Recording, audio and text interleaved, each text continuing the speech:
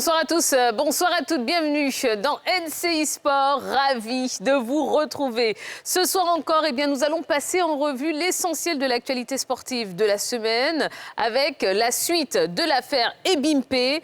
Nos équipes étaient cette semaine à Yamoussoukro et vous feront vivre de l'intérieur la Super Coupe Félix Houphouët-Boigny entre la SEC Mimosa et la FAD. Allez, je ne vous en dis pas plus, non, découvrez tout de suite le sommaire complet de ce numéro de NCI Sport.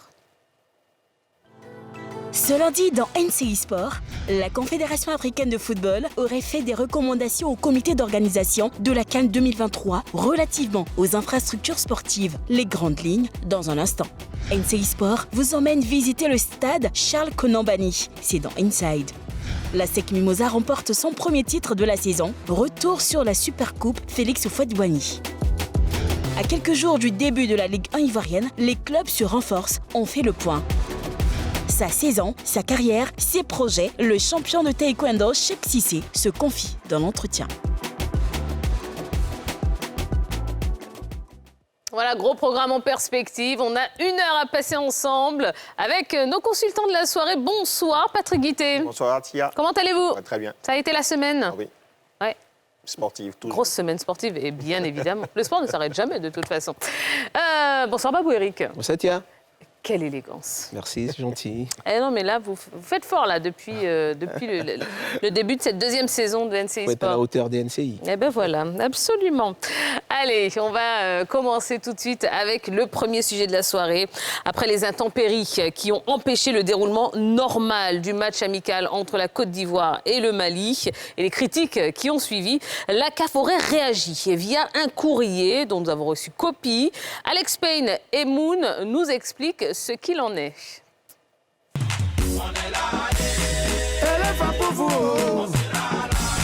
Mardi 12 septembre, le match amical Côte d'Ivoire-Mali n'ira pas à son terme. La faute à une pluie exceptionnelle qui a rendu impraticable la pelouse du stade olympique Alassane Ouattara d'Ebimpe. À 4 mois de la CAN, l'inquiétude gagne le cœur des Ivoiriens. L'infrastructure sportive homologuée par la CAF des mois plus tôt pose problème. Sa pelouse n'a pas résisté à l'intempérie.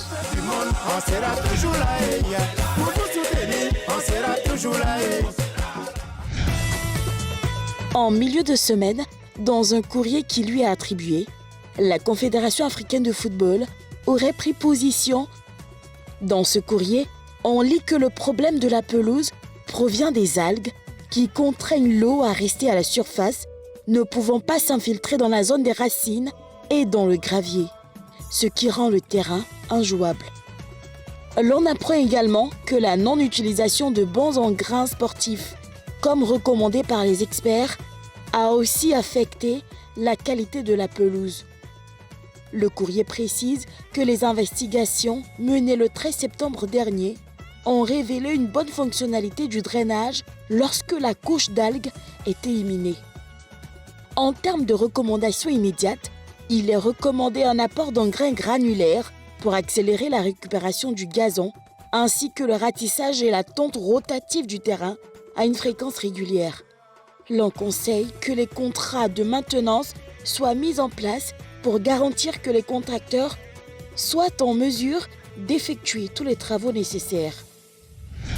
Outre le stade Alassane Ouattara, le courrier évoque aussi les autres enceintes sportives devant accueillir la CAN 2023. La pelouse du stade Félix Houphouët-Boigny donne des satisfactions. À Yamoussoukro, quelques problèmes d'alimentation électrique des sites d'entraînement et des systèmes d'irrigation fonctionnant avec un générateur sont observés. À Bouaké, tous les terrains ont montré des progrès extrêmement bons d'avril à juillet. À Korogo, l'alimentation posait problème sur tous les emplacements de ce site, mais des progrès significatifs ont été constatés lors des inspections d'avril à juillet. À moins de 4 mois de la CAN, la Côte d'Ivoire s'active pour être prête à accueillir la grande famille du football africain. Voilà ce que dit donc le rapport et les recommandations de la Confédération africaine de football. Alors, on a appris que ce courrier ne viendrait pas justement de la CAF. Et vous, qu'est-ce que vous en pensez? On commence avec vous, Patrick Guité. Ce que je pense, c'est que déjà, ce courrier porte le logo de la CAF. Et puis, qu'au lendemain, donc, ce à quoi on a assisté donc, le 12 septembre dernier, je pense qu'il y a déjà des équipes qui sont rendues sur place pour pouvoir regarder un peu tout ce qui n'a pas marché, etc., etc. Donc, pour moi, le courrier est tellement bien détaillé, tellement bien mené, qui serait bizarre que ça ne vienne pas de la CAF. Voilà. D'accord.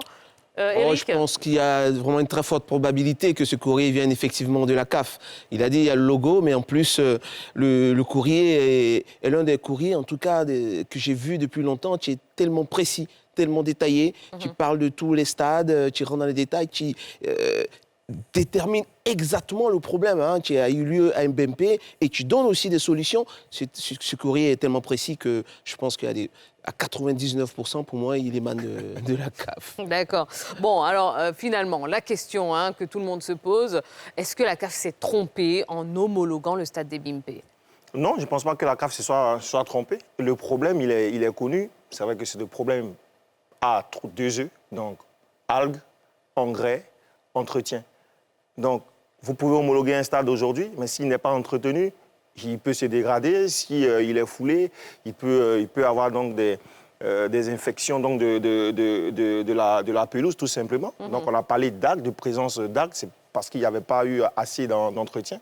Et quand ce diagnostic-là est fait, eh bien, les solutions sont données pour permettre à cette pelouse-là de revivre, tout simplement. Ouais, et mieux même, je pense que la CAF a interpellé à plusieurs reprises le COCAN. C'est écrit dans le courrier, j'ai pris le temps de le décortiquer. Et la CAF a interpellé à plusieurs reprises le COCAN pour corriger, prendre des initiatives, pour pouvoir anticiper ce genre de problème. Ça n'a pas été fait. Et quand on parle d'algues, d'entretien, évidemment, on parle de négligence. Après, quand on parle d'engrais qui ne sont pas adaptés à des terrains de football, là, on parle de compétences. Donc, il y a véritablement un problème au niveau du COCAN. D'accord, très bien. Au niveau du COCAN, moi, en fait, je veux faire une précision. Allez-y. Parce que la conférence de presse qui permet d'expliquer un tout petit peu les choses est animée par le ministère des Sports. Donc, par le ministre des Sports, et c'est les services donc, de l'ONS. C'est vrai que la CAF n'a pour interlocuteur que le COCAN et la FIF. Ça, ce sont les interlocuteurs traditionnels donc, de la CAF. Mais au niveau de la gestion donc, de ces infrastructures, au niveau donc, des contrats qui sont signés, etc., c'est le ministère des Sports qui a pris la main pour ma part. Donc, oui, c'est vrai que la CAF elle s'adresse naturellement au COCAN ou à la FIF, mais sur le terrain, on le sait très bien, ceux qui s'occupent donc des infrastructures, c'est l'ONS et le ministère des Sports. Oui, mais à ce niveau-là... Rapidement. Oui, à ce niveau-là, on ne peut plus parler, on ne va plus être sectaire. Voilà. Aujourd'hui, toutes les branches doivent être ensemble. Je suppose qu'il y a un pool là où, COCAN, ONS, fédération, ministère, tout le monde doit être ensemble. Plus question maintenant de tirer chacun de son côté. Et donc, ils sont tous responsables. Il faut qu'ils trouvent la solution et qu'ils règlent ce problème. Voilà. Bon, allez, ça nous emmène à la question FASCAM de cette semaine. On vous demandait justement ce que vous pensez des recommandations de la Confédération africaine de football. Voici quelques-unes de vos nombreuses vidéos reçues via WhatsApp, recueillies par Marco Seri dans FASCAM.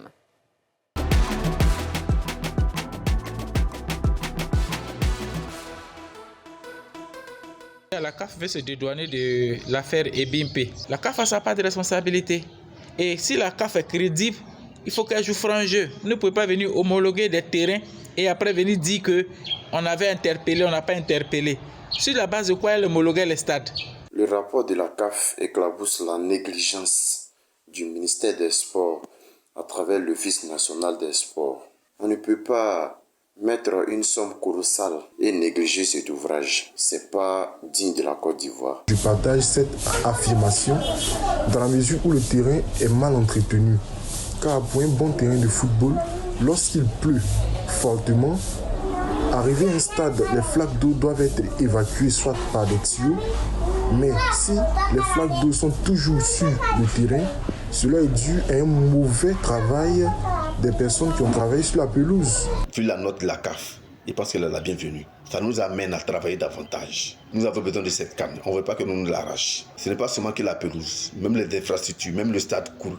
voyez tout ça. Parce qu'en pleine canne, il peut encore pleuvoir. Je vous en prie, travaillons. Travaillons parce que faites ça pour les Ivoiriens. Nous voulons cette canne. Nous ne voulons pas être moqués. Nous ne voulons pas avoir la honte. S'il vous plaît. Même l'organisation, l'entrée du stade, tout ce qui est organisation, il faut que vous mettiez le paquet. Travaillez parce que nous le voulons. Travaillez, je vous en prie. Merci. Voilà, merci en tout cas pour vos nombreuses réactions. On vous tiendra informé de la suite des événements. Allez, passons à la suite. Vendredi, les Éléphantes de Côte d'Ivoire étaient opposés aux Tiger Stars de la Tanzanie dans le cadre du premier tour des éliminatoires de la CAN Maroc 2024. Au terme de la rencontre, la Côte d'Ivoire s'impose 2-0. 2 buts de Frédéric Abrogua et Rebecca Ida sur pénalty, permettant à la sélection ivoirienne de prendre une bonne option en vue du match retour. Eh bien, je vous propose tout de suite d'écouter Touré Clémentine après la rencontre. C'est la victoire de mes joueuses. Elles ont joué en bloc. Elles se sont données à fond. Elles sont allées chercher cette victoire. Je voudrais féliciter mes filles pour leur engagement. Tout ce que nous leur avons demandé, elles l'ont appliqué. Même si par moments nous avons manqué des occasions, mais il y avait la volonté, il y avait l'envie, et ça c'est important. La Tanzanie, c'était vraiment difficile. Aucune information. Vous allez vous fouiller tout, partout, vous ne verrez rien. Même sur le site de la Fédération tanzanienne de football, il n'y a rien. Eh bien, bon début pour nos Éléphantes de Côte d'Ivoire. Alors, qu'est-ce que vous avez pensé justement de nos joueuses ? Ouais, ça manquait d'efficacité tout simplement en première période. Il y avait peu d'expression collective. On a tenté de jouer en individuel. Voilà, on a assez abusé donc, des phases en solo. Et puis après, l'entrée donc, de Frédéric Abrogua a débridé un tout petit peu les attaques ivoiriennes qui ont réussi à trouver la faille. On aurait bien voulu ce troisième but-là qui allait apporter cette sécurité-là avant donc, le voyage du côté de Dar es Salaam. Mais 2-0, c'est une bonne option. Et oui, c'est bon à prendre. Absolument. Oui, on peut le dire, hein, Clémentine l'a dit tout à l'heure, elle partait un peu dans l'inconnu, elle ne savait pas à qui elle avait affaire véritablement. Et donc ça peut expliquer ce début de match, on va dire un peu brouillon, mais on sentait qu'elle était, on va dire, au-dessus de cette équipe-là. Et en deuxième mi-temps, elles sont revenues avec un peu plus d'application, elles ont confirmé. Donc je pense que c'est une victoire méritée. 2-0, c'est bon à prendre. Elle aurait pu faire 3, 4, pourquoi pas, mais déjà, c'est pas mal. Maintenant, il faut rester concentré parce que demain, c'est un autre match. Absolument. Hein. Et sachez que les Éléphantes sont en Tanzanie depuis ce dimanche pour le match retour de ce premier tour des éliminatoires de la CAN féminine 2024. Donc rendez-vous, vous l'avez dit, demain à 12h GMT. Et puis, lundi prochain, vous aurez un super doc à suivre dans NCI Sport. Super doc sur toutes ces éliminatoires. Voilà. Allez, on va marquer la première pause de la soirée. Dans quelques instants, vous aurez un inside dans le stade de Yamoussoukro, la Super Coupe à Sekafad et enfin le Mercato Ligue 1. Ce sera juste après la pub dans quelques instants. À tout de suite. Et nous sommes de retour sur le plateau de NCI Sport. Merci d'être avec nous. Merci d'être aussi nombreux à nous suivre tous les lundis soirs de 20h30 à 21h30 pour décortiquer l'actualité sportive de la semaine. Ce soir, nous sommes en compagnie de Patrick Guité et d'Éric Babou. Allez, messieurs, on va enchaîner avec le sujet suivant. On va passer au Inside de ce soir. C'est l'une des enceintes sportives qui va accueillir la CAN 2023. Construite dans la capitale politique ivoirienne, eh bien, elle porte le nom de l'ancien Premier ministre Charles Konan Banny. Yves Boris Vey et Hervé Kiessé nous font visiter cette infrastructure. Regardez.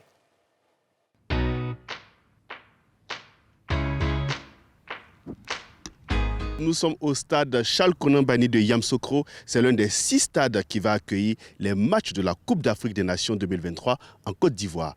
NCI Sport vous offre une visite guidée de ce joyau architectural sportif.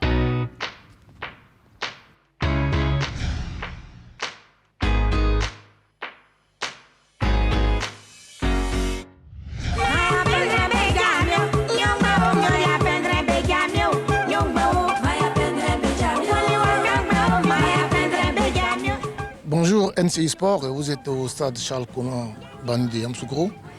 On a le plaisir de vous faire visiter le stade.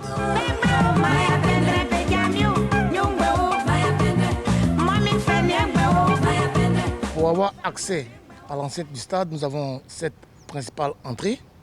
Alors, dès que vous entrez, vous avez l'espace vert et le parking grand public et ensuite le parking pour l'organisation qui fait 60 places, le parking presse qui fait 100 places, le parking VIP qui fait 200 places et vous avez sur votre gauche là le parking pour la sécurité, pour nos amis CIRES et sapeurs-pompiers. Donc suivez-moi, nous allons aller dans le salon VIP. Donc nous avons 89 places assises ici et des manches debout, mais l'espace peut accueillir plus de personnes que ça. Et nous avons 2 salons VIP. Nous sommes donc ici au salon VIP avec une loge présidentielle. Bon, la particularité, c'est qu'il y a un salon privé qui donc peut accueillir le président avec tout ce qu'il y a comme commodité.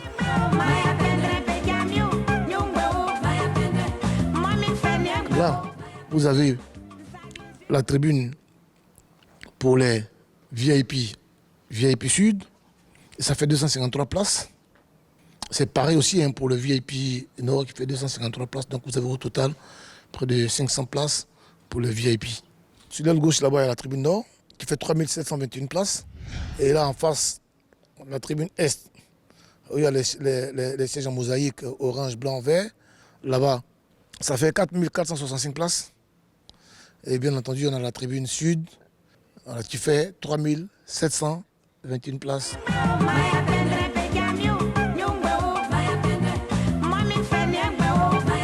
Nous avons des portions de sécurité ici, il y en a 28, qui sont automatiques, sont commandées depuis la salle de contrôle.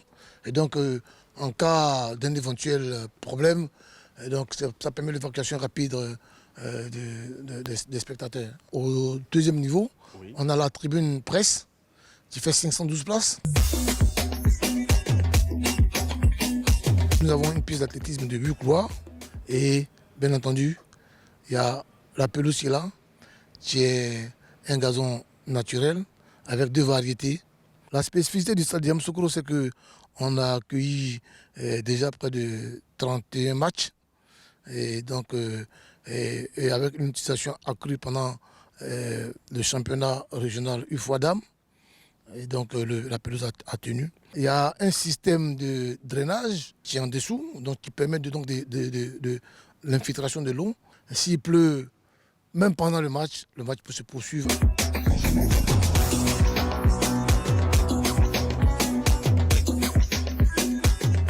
On a les mâts qui sont là, les mâts d'éclairage. Alors vous voyez, chaque mât, il y a 51 projecteurs. Donc 51 là, ça fait près de 102 projecteurs qui nous envoient ici 2500 lux sur le terrain. Le luxe qui est la mesure d'éclairage, donc qui respecte le cahier des charges de la CAF et de la FIFA.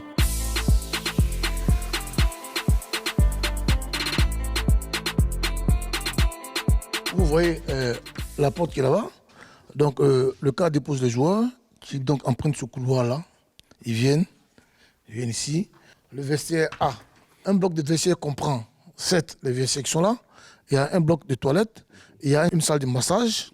Et puis il y a le bureau on va dire le vestiaire du coach et puis ses collaborateurs. Vous regardez par exemple le revêtement du sol.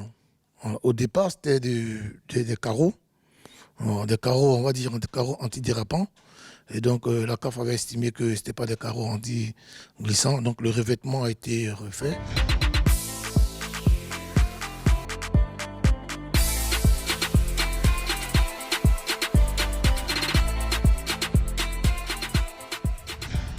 Au stade Charles Konan Banny, nous avons 12 pavillons bars.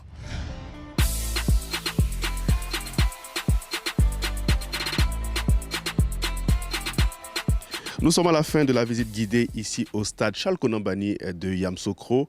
On espère que vous avez beaucoup appris sur ce stade. C'est un stade qui est prêt pour accueillir les matchs de la Coupe d'Afrique des Nations 2023 en Côte d'Ivoire.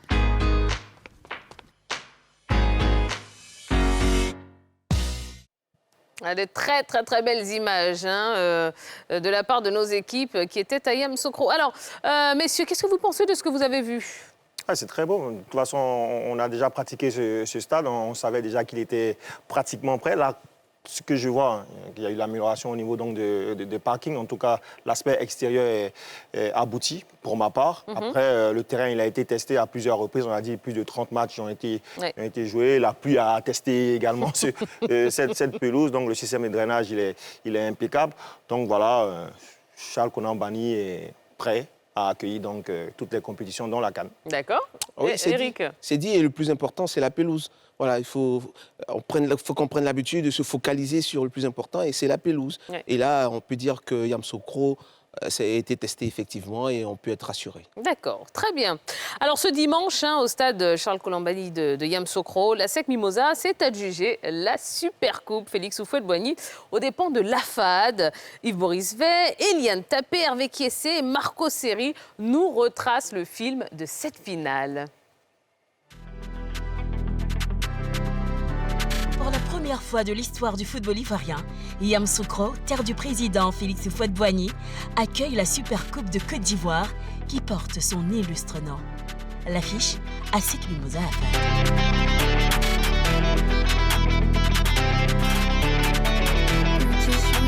Samedi, 11h30, la SEC et l'AFAD arrivent sur les terres du père fondateur, Félix Houphouët-Boigny. C'est une nouvelle saison cette année et je pense qu'ils se sont bien préparés aussi. Donc je pense que nous, on doit rester concentrés pour pouvoir bien aborder le match de demain. Ça va être un bon challenge pour nous pour pouvoir préparer le match de la Ligue des Champions. Et j'espère que la victoire sera dans notre faveur, Inch'Allah. On a une revanche à prendre par rapport à eux. La finale précédente, on l'a perdue. Donc voilà, on a à cœur de remporter ce trophée et on va tout donner pour réaliser notre rêve.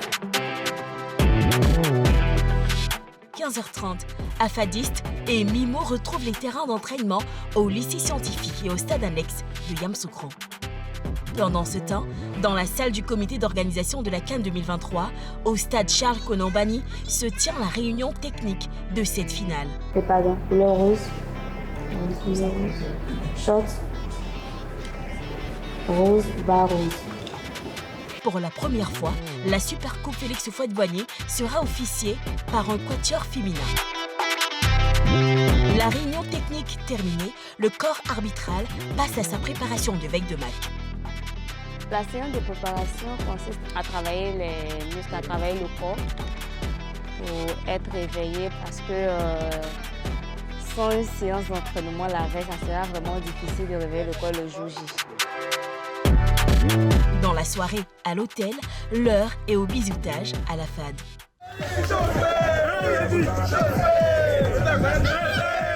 Dimanche, il est 9h et Yamoussoukro est réveillé par une pluie diluvienne. Une pluie qui ravive les souvenirs des Bimpe. Le stade sera-t-il praticable cet après-midi? Ces inquiétudes sont dissipées. La pelouse du stade Charles Konan Banny tient le coup. 14h30, les deux équipes arrivent au stade. Direction les vestiaires. 14h40, avant leur sortie pour l'échauffement, le corps arbitral procède aux vérifications des licences des joueurs. 15h15, c'est l'heure de l'échauffement. Je suis un supporter de la FAD. Nous pensons gagner cette finale 2-1. Je suis très confiant. Nous allons battre AFAD par le score de 3-1. 16h, le coup d'envoi est donné. La SEC Mimosa domine les débats et se procure des occasions. Malheureusement, les attaquants jaunes et noirs se montrent maladroits. 0-0, c'est le score à la pause. Les deux équipes se tiennent. Du côté de la SEC, c'est un peu le milieu qui nous fatigue. Mais je pense que l'entraîneur a les atouts de changer le milieu. Donc je pense que la SEC va remporter à 2-1. Voilà, la première mi-temps, c'était pas mal. Ils ont essayé de faire le bloc bas pour mieux contrer la SEC. Maintenant, la deuxième mi-temps, les consignes de coach Romaric, on va essayer de remonter rapidement pour jouer dans le dos de l'équipe adverse pour gagner cette finale. C'est un match des hommes, c'était un peu rythmé, mais on a pu gérer parce qu'on a été formés, on a été entraînés, préparés pour pouvoir faire ce genre de match. Passé la période d'oxygénation, les deux équipes sont de retour sur la pelouse pour la suite de la partie. La SEC accentue la pression et obtient gain de cause à la 85e minute grâce à Armand Dagrou.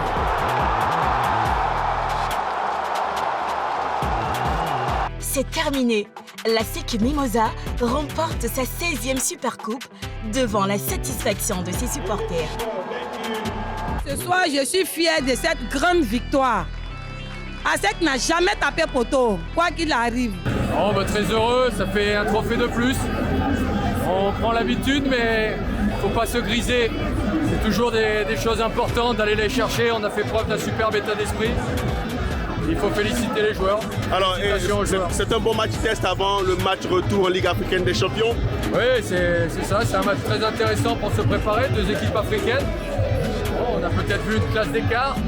On n'a pas les mêmes adversaires, donc on sait qu'on va avoir un match difficile encore dimanche. Donc on va pouvoir bien se préparer, mais avec un bon état d'esprit. Merci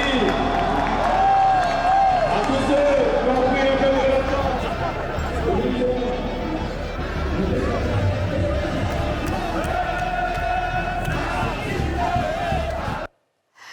Alors, messieurs, comment avez-vous trouvé nos deux représentants africains lors de cette rencontre, Eric? Déjà, ce n'était pas un match super en balance, il faut le dire. Ce n'était pas un match de grande qualité. Mais la SEC a fait le boulot. Voilà, on le sait, une finale ne se joue pas. Une finale, ça se gagne. Et la SEC est venue déterminée. On a vu une première mi-temps avec beaucoup de détermination. Première mi-temps, 2-0, 3-0, on ne criait pas au scandale. C'est une très belle équipe de la SEC avec beaucoup d'envie. On a senti qu'ils étaient venus pour rentrer vraiment, véritablement dans cette équipe de la FAD, qui, elle, était vraiment récoquevillée. Elle était, on va dire... elle avait de la peur, pratiquement, en cette première mi-temps. En deuxième mi-temps, elle s'est un peu libérée. Et là, la SEC, avec les entrants, ces joueurs qui sont venus renforcer l'effectif, ont été très efficaces et puis ils ont marqué ce but-là. Mais voilà, depuis un moment, la SEC truste pratiquement tous les trophées. Voilà. On a entendu Julien Chevalier le dire. Oui, il le dit. Il est un peu blasé. Il est un peu blasé. Voilà, je pense que c'est dû aussi, parce que voilà, faut le dire, c'est peut-être dû au fait que l'Africa n'est pas présente aussi. Voilà, c'est peut-être ça. Donc, ils n'ont pas véritablement d'opposition, mais je pense que c'est des choses qui vont se régler bientôt. D'accord. Patrick Guité, Eric a évoqué peut-être l'envie supplémentaire qu'avait la SEC par rapport à la FAD. Vous êtes d'accord? Ça s'est joué à quoi finalement? À l'efficacité, à la profondeur de banc tout simplement. Parce que quand vous regardez les effectifs, vous vous rendez compte que la SEC a un banc plus fourni. On l'a vu avec l'entrée d'Armando qui a apporté cette folie-là sur le côté. Ça manquait donc de folie, de prise d'initiative, de justesse technique dans le dernier geste. Et lui, il a apporté cela. Voilà, on renaît un tout petit peu parce qu'il y a eu 25 premières minutes de domination, on va dire, outrageuse de la SEC sur la FAD qui était en bloc bas. Et puis après, la SEC a fait la différence avec, on va dire, ses recrues, dont Dagrou. Mais également, avant l'entrée de Dagrou, on avait le jeune Bazoumana sur l'autre flanc, qui pour moi est l'un des joueurs à suivre côté ASEC Mimosa cette saison. D'accord. Oui. Puis surtout qu'en seconde période, ils ont rectifié un peu ce qui manquait à la SEC. Il n'y avait pas ce joueur-là qui fixait la défense de cette équipe de la FAD. Et l'entrée de Lamine a apporté cela, justement. Ce joueur qui pesait au milieu dans la défense. Et c'est lui qui dévie avec beaucoup de qualité ce ballon pour Dagrou. Voilà, ce joueur-là, il manquait à cet effectif. C'est dommage qu'il ne soit pas repéré depuis longtemps, parce que depuis le CHAN, on se rappelle, on avait parlé de ce garçon-là. C'est une très belle recrue. D'accord. Alors, vous savez, cette finale précède l'ouverture officielle de la Ligue 1, prévue le 7 octobre prochain. Mais avant, nous allons parler du marché des transferts qui a meublé cette intersaison. Quels sont les principaux mouvements effectués lors de ce mercato? Élément de réponse avec Antoine Mahan et Marco Seri. La Ligue 1 rouvre ses portes le 7 octobre. Mais avant, il y a l'intersaison, une période mise à profit par les clubs pour renforcer leurs effectifs. Coup d'œil sur les principaux mouvements dans l'élite ivoirienne à l'orée de la nouvelle saison.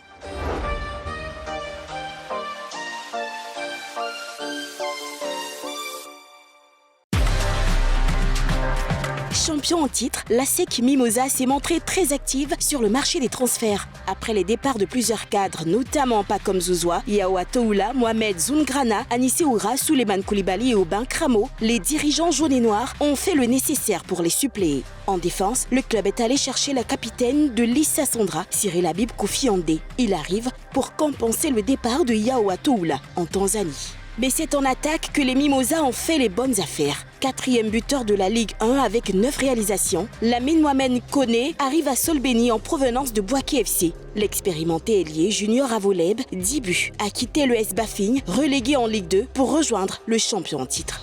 Ancien pensionnaire de la Ligue 1, Armand Dagrou-Djedje est de retour d'une expérience infructueuse en Arménie pour se relancer. Idem pour Yao Kwame Alphonse Fonsigno qui fait son retour sous les couleurs jaune et noir après un passage au Sporting Club de Gagnoa. Le stade d'Abidjan est aussi très actif en ce mercato. Les Yéyés ont réalisé un gros coup en s'attachant les services de Sylvain Boho. Après la fin de sa période de suspension pour dopage, le champion d'Afrique 2015 est à la relance. Dans le secteur défensif, le club a officialisé le retour au bercail de l'expérimenté latéral droit Mansour Kwaku Amoros en provenance du Sporting Club de Gagnoa. Il a paraffé un bail de 2 ans. La 3e plus-value de l'effectif bleu et rouge est l'attaquant Kassoum Koné qui revient en Ligue 1 après un exil au Kosovo. Arrivé du Sporting Club de Gagnoa, l'attaquant Stéphane Sagny s'est engagé jusqu'à la fin de la saison. Des transferts qui montrent l'étendue des ambitions du Stade d'Abidjan qui veut jouer les premiers rôles cette saison. Au FC San Pedro, c'est la saignée.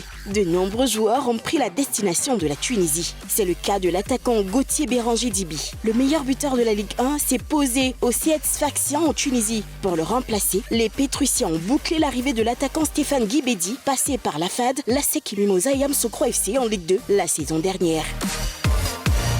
De son côté, l'Issa Sondra a signé le meilleur buteur de la Ligue 2, Roméo Bizaouo, ex-attaquant de l'EFIM. L'ex-défenseur de l'USC Bassam, Nabil Diarrassouba, qui a décidé de rester en Ligue 1, a paraphé un contrat de 2 saisons avec les Liman, qui évolueront désormais sur les ordres d'un nouveau technicien. Il s'agit du Marocain Rachid Gaflaoui, qui revient à Abidjan 4 ans après son passage au Williamsville Athletic Club, WAC. Lors de cette intersaison, les promus Mouna FC et Zomo FC n'ont pas dormi sur leur laurier. Dans ces 2 clubs, on a remanié les effectifs à 90%. Le président Ali Mouna a misé sur les expérimentés Ahmed Diomandé Ahmed, de retour d'une aventure au Burkina Faso, Bakary Diallo, arrivé de l'USC Bassam, de Martial Kassi, de Narcisse Tano, ex-Yamoussoukro FC, et Germain Kouadiou, de retour du Carasport du Togo. Ils seront sous la houlette du nouveau coach Jean-Baptiste Aka, qui remplace le héros de la montée, Mouri Boudo, parti en Algérie. L'équipe de Zomo FC a fait son marché aussi au Boisflé, qui était son adversaire à la montée lors de la saison écoulée. Les ex-buffles de la Maraoué, que sont Yvon Fia-Gouzé, Ibrahim Karamoko et Emmanuel Digbeu, aborderont la tunique jaune et bleue cette saison. Comme on le voit, le marché des transferts en Côte d'Ivoire est très actif. D'autres départs et arrivées devraient être observés d'ici le 6 octobre, date de clôture de ce mercato. On l'a vu, les principaux transferts se sont faits en interne entre les différents clubs de l'élite. Qu'est-ce que vous en pensez, Patrick Guité? Un petit commentaire sur ces transferts. Oui, c'est très bien d'avoir du mouvement. De toute façon, les clubs ivoiriens sont obligés de se réinventer à chaque saison parce que les meilleurs sont piqués tout de suite par l'extérieur qui proposent mieux en termes de salaire et de contrat.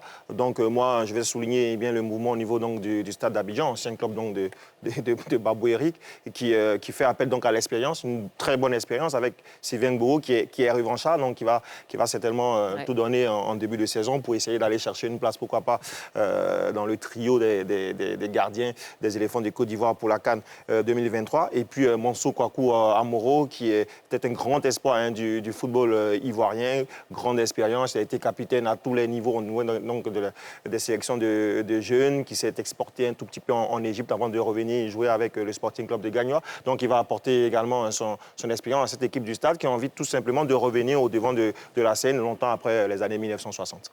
Oui, de ma position d'ancien footballeur et surtout de consultant, j'ai vécu vraiment ce mercato-là, qui est en conseillant, en aidant même. J'étais vraiment très actif dans ce mercato. Donc j'ai vu effectivement beaucoup de mouvements qui ont eu lieu. Et je vais prendre 2 équipes pratiquement qui ont, on va dire, fait bouger l'effectif cette saison. Le Stade, comme il a dit, JT, effectivement, il y a eu beaucoup de mouvements et des mouvements de qualité surtout. Voilà, ça a été réfléchi, ça a été pensé et je pense que le stade a conçu un effectif pour lutter contre la SEC. Et du côté des listes de Sassandra aussi, on a vu l'arrivée de Glaflaoui, un entraîneur expérimenté, qui a du vécu, qui vient apporter son expertise et le recrutement derrière. Il y a eu du boulot, il y a eu de bons joueurs qui ont été pris. On sent qu'il y a eu du travail aussi du côté des listes de Sassandra. Comme je l'ai dit tantôt, à l'absence de l'Africa, il faut bien qu'on ait un challenger à la SEC. Et bien voilà, ces équipes-là pourront, pourquoi pas, challenger les Mimos. D'accord. Bon, qui a fait le meilleur marché, selon vous, pendant ce mercato? Vous savez, à cette question, j'aime répondre avec la tournure de Sabri Lamouchi pour dire qu'avant le match, on ne peut rien savoir. On ne peut pas savoir si vous avez fait le meilleur recrutement maintenant. C'est pendant la saison ou après la saison qu'on saura si oui ou non, eh bien, le recrutement a été bon par rapport donc, aux différents résultats qui sont enregistrés. Mais en tout cas, je pense que la SEC a une très, très belle profondeur de banc. C'est bien beau de densifier son 11 de départ, mais derrière, il faut avoir des joueurs parce que la saison elle est très longue. Ouais. Oui, nous, quand on jouait, on disait que le stade de Fauboigny était le palais de justice. C'est là que ça se passe. Voilà.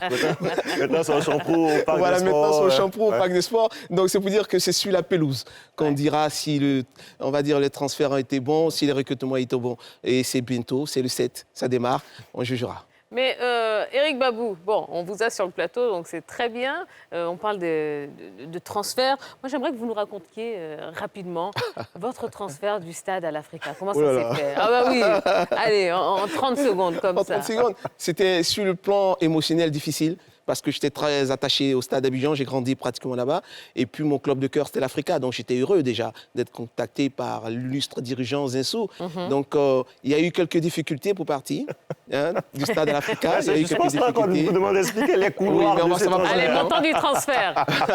Allez, le montant du transfert. On va dire, on n'était pas loin d'une dizaine de millions. Ah ben quand même. Ouais, tout compris, liquide et matériel compris. Ah quand même. D'accord. Bon, vous rougissez là, qu'est-ce qu'il y a? Oh, il est timide, notre Éric Babou. Bon, très bien. Allez, on ne vous embête pas plus longtemps. Passons maintenant à l'UEFA Champions League, si vous le voulez bien. Puisque la Ligue des champions de l'UEFA saison 2023-2024 a démarré le mardi dernier. 6 Ivoiriens sont concernés par la compétition cette année. Ont-ils été à la hauteur lors de cette première journée? Réponse avec Eustache Niaba et Moon.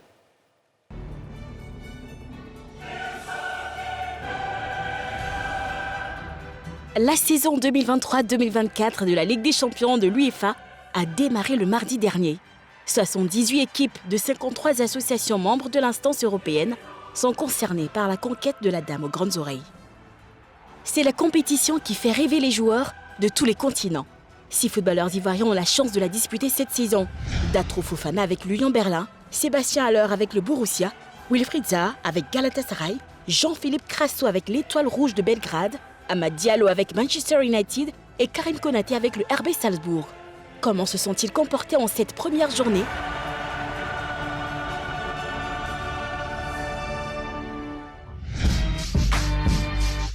Pour Datro Fofana, c'était la grande première en Ligue des Champions. Son équipe, l'Union Berlin, affrontait le Real Madrid. Mais pour le transfuge de Chelsea, l'aventure européenne démarre sur le banc. C'est à la 80e minute qu'il fait son entrée, alors que ses coéquipiers tiennent tête à l'équipe 14 fois titrée dans cette compétition. Datro Fofana va disputer une bonne dizaine de minutes. L'Union Berlin s'inclinera dans le temps additionnel sur un but de Jude Bellingham. Sébastien Haller a débuté aussi sur le banc lors du déplacement du Borussia Dortmund au Parc des Princes pour y affronter le Paris Saint-Germain. Il y est resté toute la partie. C'est impuissant qu'il a assisté à la défaite des siens, 2-0 contre Kylian Mbappé, Achraf Hakimi & Co. Haller est certainement victime de sa méforme en ce début de saison en Bundesliga. C'est aussi pour vivre les émotions d'une compétition comme la Ligue des Champions que Jean-Philippe Crasso a quitté Saint-Étienne pour l'Étoile Rouge de Belgrade, habituellement Rajko Mitic. Son équipe a pris l'avantage sur les Citizens avant de sombrer. Crasso a fait son entrée en jeu à la 68e minute, il n'a pas pu sauver les siens. Wilfried Zaha était dans le groupe de Galatasaray qui affrontait le FC Copenhague. Revenu de blessure, l'ancien de Crystal Palace n'a pas démarré la partie comme titulaire. Il est entré en cours de jeu alors que son équipe était menée 2-0. Mais l'Ivoirien s'est tout de même bien illustré en offrant la balle du 2-2 au Brésilien, Tété. Après avoir causé des misères aux défenses adverses en Youth League la saison dernière, Karim Konaté fait son entrée dans la cour des grands. Contrairement à ses autres compatriotes, lui était titulaire avec le RB Salzbourg contre Benfica. Il a même eu l'occasion de se mettre en évidence sur pénalty, mais sa frappe passe au-dessus des buts gardés par Anatoly Trubin. L'un ce raté de l'Ivoirien sera sans conséquence puisque son équipe va s'imposer 0-2 sur terrain adverse. Blessé depuis plusieurs semaines, Amad Diallo n'était pas du voyage à Munich lors de la défaite de Manchester United face au Bayern. Espérons qu'ils soient tous performants lors de la deuxième journée.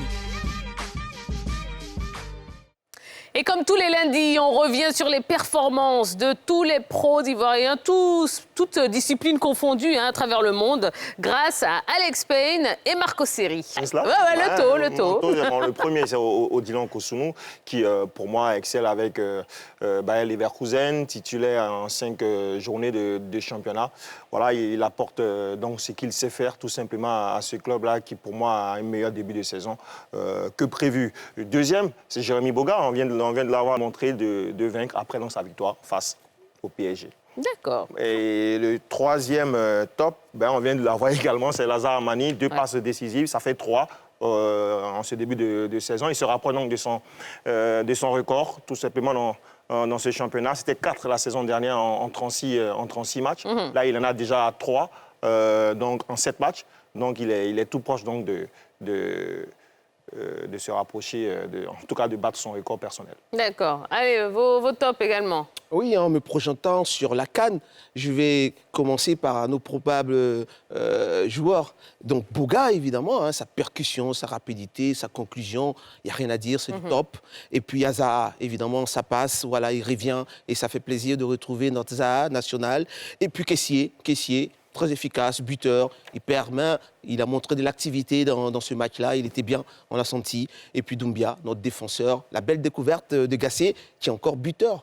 Une nouvelle fois, Diomandé, je crois, Diomandé, si je ne me trompe pas, voilà. Donc c'est déjà pas mal. Et puis le flop, évidemment, et j'ai un peu d'inquiétude. Le flow, voilà. J'ai un peu d'inquiétude pour Haller. Ça ne s'annonce pas bien, oui. On sent que petit à petit, il rentre dans une période de turbulence, surtout qu'il va venir pour la CAN. Donc, j'ai bien peur que vous pensez que ça Oui, j'ai bien peur que Dortmund aussi privilégie d'autres joueurs par rapport à Haller. Et Sengo, qui a bien commencé, mais petit à petit, en train de plonger. Et puis Sangaré, qui vient d'arriver en Angleterre, qui n'a pas été performant, à mon avis. Ouais.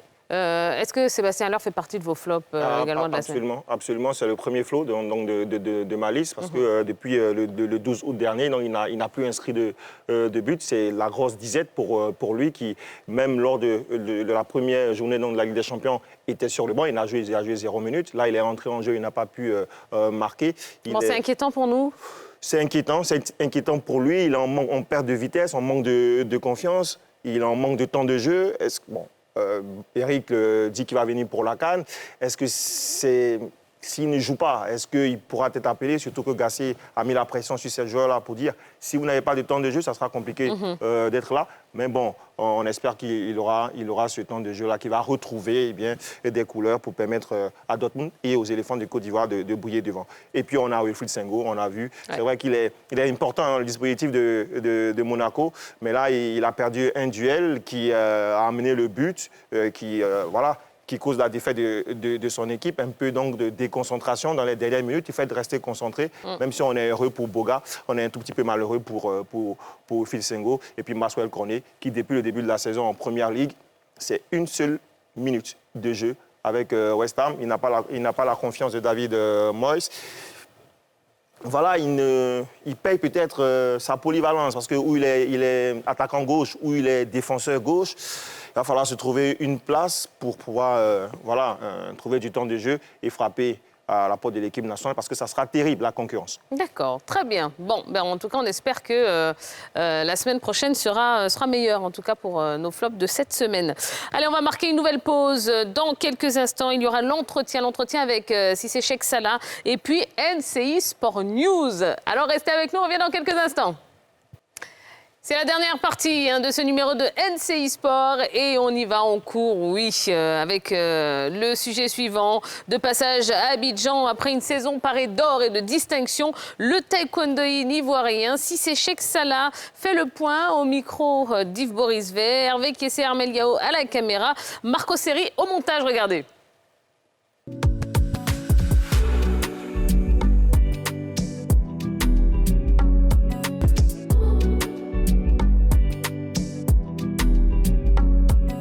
Premier médaillé d'or olympique de Côte d'Ivoire, Cheikh Cissé continue de briller sur la scène internationale. Champion du monde de taekwondo dans sa catégorie, il est aujourd'hui l'invité de l'entretien de NCI Sport.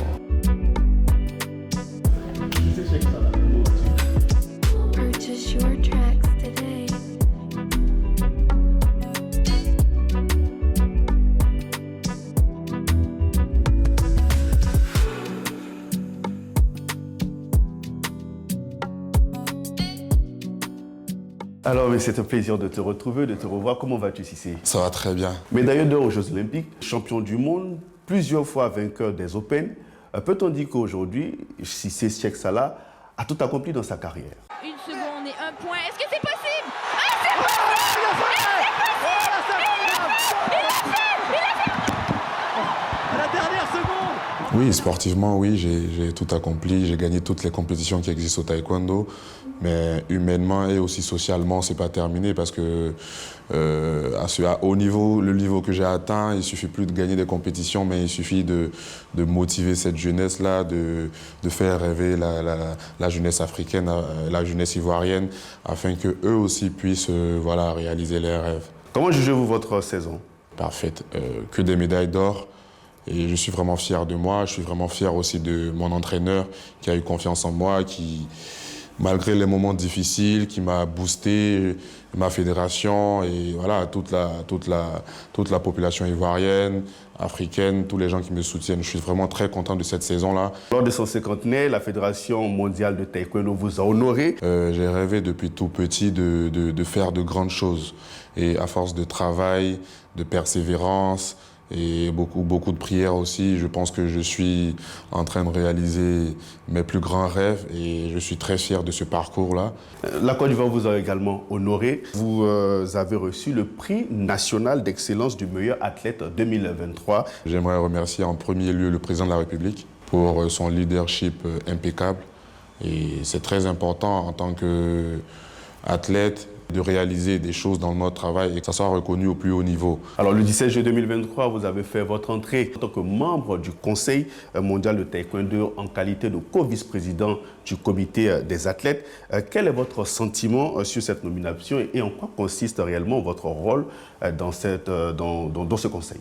C'est un grand plaisir de représenter ces athlètes-là. Ça consiste à défendre les droits des athlètes, permettre aux athlètes d'avoir de meilleures conditions de travail et aussi en tant qu'athlète, parce que voilà, en tant que co-président de la commission des athlètes, on a droit de vote sur le président. Donc c'est aussi faire entendre, parce que les athlètes doivent aussi avoir l'opportunité de pouvoir choisir le président qu'ils veulent. Et donc c'est un peu tout ce cadre-là qu'on va gérer dans la co-présidence de la commission des athlètes. Le mois dernier, vous et Ruth Bagby, vous avez adressé un courrier à la Fédération ivoirienne de taekwondo. De quoi s'agit-il exactement? C'est le Grand Prix de Taïwan. Et le Grand Prix, on invite au Grand Prix les 32 meilleurs de chaque catégorie. Et 2 mois avant cette compétition, la World Taekwondo envoie des courriers à chaque fédération pour informer des athlètes qui sont invités. Et donc la fédération a seulement qu'à confirmer la participation de ces athlètes-là. Malheureusement, la fédération n'a pas confirmé à temps. Et donc, c'est-à-dire qu'il y a près de 5 athlètes qui sont out pour le Grand Prix de Taïwan. Quelles pourraient être les conséquences de cette non-participation à ce Grand Prix de Taïwan? Le Grand Prix, c'est un grand niveau. Quand on gagne le Grand Prix, on a 60 points. Et donc, ces athlètes qui sont en Côte d'Ivoire, quand ils font des Grands Prix, ça leur permet d'avoir de l'expérience. Et aussi, s'ils ont passé 1 tour, 2 tours, de pouvoir engranger des points. Et pour Ruth Bagby, c'est que Ruth Bagby a raté 3 compétitions. Le Grand Prix de Manchester pour problème de visa. Encore la fédération, comme elle n'a pas pu participer au Grand Prix de Manchester, c'est ce qui a fait qu'on l'a sanctionné pour le Grand Prix de Rome. Et encore le Grand Prix de Taïwan. Ça fait tellement de compétitions ratées de là pour Ruth. Et donc, ça met en déphasage Ruth dans son ranking. Dans un an, ce sera les JO de Paris 2024. Dites-nous les conditions dans lesquelles vous préparez ce grand rendez-vous. C'est d'abord la qualification. Là, je suis qualifié. Et là, maintenant, mon objectif, c'est d'accompagner la fédération à avoir plus de qualifiés. Est-ce que vous avez les moyens pour mieux préparer cette prochaine édition? J'ai confiance au ministère des Sports qui met tout en œuvre et qui a aussi un objectif de remporter des médailles à Paris. Donc, bien évidemment, et aussi avec le leadership du président, je pense que les moyens vont se débloquer. Quels sont vos objectifs à ce tournoi? Bien évidemment, aller chercher une médaille. Pourquoi pas la plus belle? Vous avez 29 ans. Vous vous donnez combien de temps au niveau? Je ne sais pas. Mais mon objectif, c'est d'aller à Paris et vraiment de représenter mon pays vraiment de la plus belle des manières. Merci beaucoup d'avoir accepté de répondre à nos questions. Merci beaucoup à vous. Et on va terminer notre émission avec le point des dernières informations sportives. C'est avec Armel Yao et Moon dans NCI Sport News. Que s'est-il passé dans le monde du sport ici et ailleurs? Le point dans ce nouveau numéro de NCI Sport News. Cannes 2023, les chapeaux du tirage connus. La Confédération africaine de football a dévoilé jeudi les 4 chapeaux du tirage au sort de la Cannes 2023. La Côte d'Ivoire est dans le chapeau 1 avec le Maroc, le Sénégal, la Tunisie, l'Algérie et l'Égypte. Le chapeau 2 est composé du Nigeria, du Cameroun, du Mali, du Burkina Faso, du Ghana et de la RD Congo. Dans le chapeau 3, on retrouve l'Afrique du Sud, le Cap-Vert, la Guinée, la Zambie, la Guinée équatoriale et la Mauritanie. La Guinée-Bissau, le Mozambique, la Namibie, l'Angola, la Gambie et la Tanzanie sont dans le chapeau 4. Le tirage au sort aura lieu le 12 octobre. Classement FIFA, la Côte d'Ivoire à la 50e place. La FIFA a publié jeudi son classement des meilleures nations de football. Classée 52e dans le dernier ranking, la Côte d'Ivoire gagne 2 places et s'installe à la 50e position au plan mondial. En Afrique, c'est le statu quo. Les éléphants restent 9e. Notons que le Maroc conserve la tête dans la zone CAF, quand l'Argentine reste au sommet du monde. Football, Sébastien Haller avec l'UNICEF. Sébastien Haller est désormais l'ambassadeur de la campagne No Name de l'UNICEF. L'attaquant des éléphants de Côte d'Ivoire s'est engagé aux côtés de l'Agence des Nations Unies dans le cadre de la sensibilisation pour la déclaration des naissances. Objectif, permettre aux enfants de bénéficier des droits à l'éducation, à la santé et bien d'autres. Taekwondo, le Pumse Challenge à Abidjan. La 2e édition de la compétition Abidjan International Pumse Challenge aura lieu le 28 octobre prochain au Centre sportif et culturel d'éthique ivoiro-coréen à la Ouattara d'Abidjan. Selon les organisateurs, cette édition, qui va réunir une quinzaine de pays, sera encore plus passionnante et innovante. Des actions sociales sont prévues pour promouvoir les valeurs de solidarité et d'inclusion du taekwondo. Pétanque, les champions chez le ministre des Sports. Le ministre des Sports, Paulin-Claude Danhaut, a reçu en audience, mardi, les éléphants boulistes, vainqueurs de la 50e édition du championnat du monde des nations. Occasion pour le patron des sports en Côte d'Ivoire de les féliciter et de leur exprimer la reconnaissance du pays pour cette performance historique. Ouga Mathias, président de la Fédération ivoirienne de pétanque, a profité de ce moment pour remercier le ministre pour son accompagnement et son soutien sans faille. Alors rapidement, messieurs, il nous reste 2 petites minutes d'émission en ce qui concerne donc le tirage au sort de la CAN. On regarde on constate que quasiment toutes les grandes nations sont présentes. Au regard des chapeaux qu'on a pu voir, est-ce qu'on peut dire qu'on aura des groupes très relevés, Patrick Guité? Très relevés parce qu'on a les meilleures nations d'Afrique à cette compétition. Donc forcément, il faudra battre les meilleurs pour s'adjuger le trophée. Ouais. Alors, quel serait le groupe idéal pour les éléphants? Je ne sais pas. S'il peut y avoir un groupe idéal. Ah oui, je ne sais pas s'il y en aura un groupe idéal. Mais ce qui serait bon déjà, c'est d'éviter les cadors. Ouais. Nigeria, Cameroun, voilà, déjà les éviter. Parce qu'ils sont dans le second chapeau. Si on peut les éviter, c'est déjà pas mal. D'accord. Un mot sur l'attribution de la CAN 2025. Alors, ça va se jouer entre l'Algérie, le Maroc, la Zambie et puis un duo Bénin-Nigeria. Vous pensez que la CAF va l'attribuer à qui, Patrick? Ça sera compliqué entre le Maroc et l'Algérie qui sont en conflit. Ouais. Si la CAF choisit le Maroc, on pourrait se mettre à dos l'Algérie. Et si on choisit l'Algérie, on pourra se mettre à dos le Maroc. Peut-être que la CAF choisira la facilité d'aller choisir ni le Maroc ni l'Algérie. Mais je pense que les Marocains ont un solide dossier pour rafler donc l'organisation à l'Algérie. Et en ce qui concerne la CAN 2027, donc ça va se jouer entre le Sénégal, l'Algérie, le Botswana et puis un trio Ouganda, Kenya, Tanzanie. Eh bien, même question pour vous, cher Eric. Oui, venant d'Algérie il n'y a pas longtemps, j'ai vu cette grosse rivalité Algérie-Maroc. Ouais. Et c'est fort probable que la CAF aussi coupe la poire en deux pour attribuer c'est la première au Maroc et puis la seconde 2027 à l'Algérie, pourquoi pas, pour sortir un peu de... On va rester dans le Nord. Voilà, pour sortir un peu de ce problème-là, c'est possible. Voilà, pour éviter un peu ce problème Algérie-Maroc, pourquoi pas, mais bon, on verra bien. Hein. Mais en tout cas, ce qui est sûr, ce sera de belles cannes. D'accord, très bien. Et bien voilà, ça y est, c'est la fin de ce numéro de NCI Sport. Merci Patrick Guité, merci Eric Babou, et merci à vous d'avoir passé cette belle soirée en notre compagnie. Et bien, le prochain rendez-vous, c'est la semaine prochaine, donc lundi prochain à partir de 20h30. D'ici là, passez une excellente semaine, remplie de sport bien évidemment, et on se quitte comme tous les lundis soirs avec une prolongation. Allez, ciao, ciao!